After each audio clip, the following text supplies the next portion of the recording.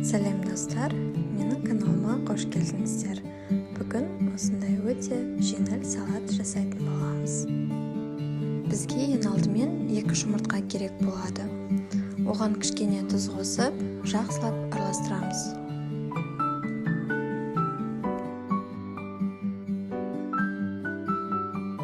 Жақсылап араластырып болғаннан кейін қызып тұрған сковородкаға, яғни блинді пісіретін блинницаға май құйып, оны жақсылап жан-жағына жағып, жаңағы дайындап қойған жұмыртқамызды 2 бөлікке бөліп, блины секілді пісіріп аламыз.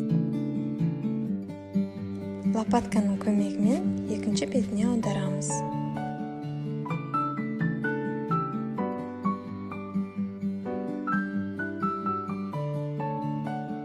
Жұмыртқаның екінші бөлігінде тура осылай пісіріп аламыз.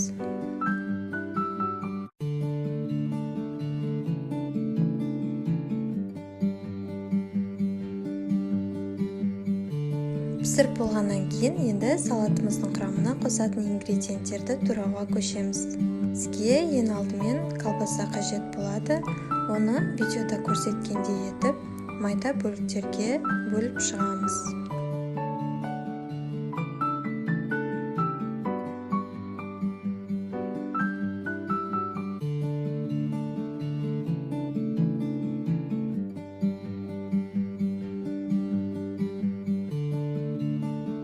Ендігі кезекте бізге 100 грамм сыр қажет болады. Оны 4 бұрыш етіп, майда бөліктерге бөліп шықтым.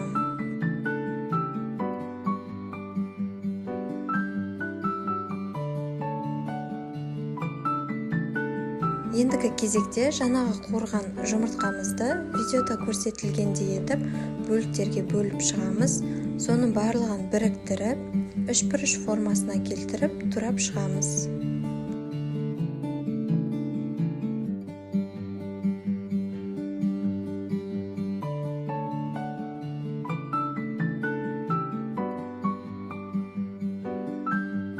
Ендігі кезекте қиярымызды тураймыз. Қиярды да 3 бұрыш формасына келтіріп, турап шығамыз.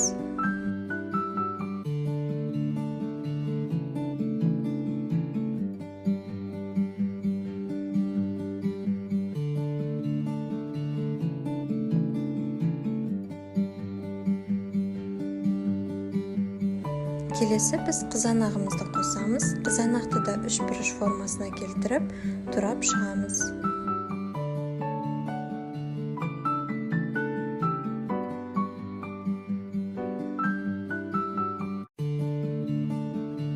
Барлығын турап болғаннан кейін бір ыдысқа салып, дәміне қарай тұз, майонез қосып барлығын жақсылап араластырып шығамыз.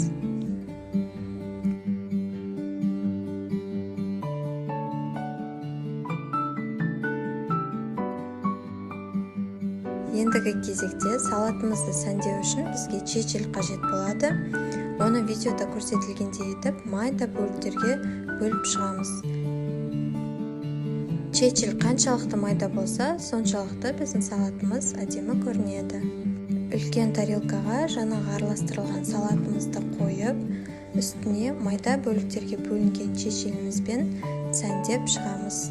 Осы рецепт бойынша салат жасап көріңіздер, барлықтарыңызға ұнайды деген ойдамын.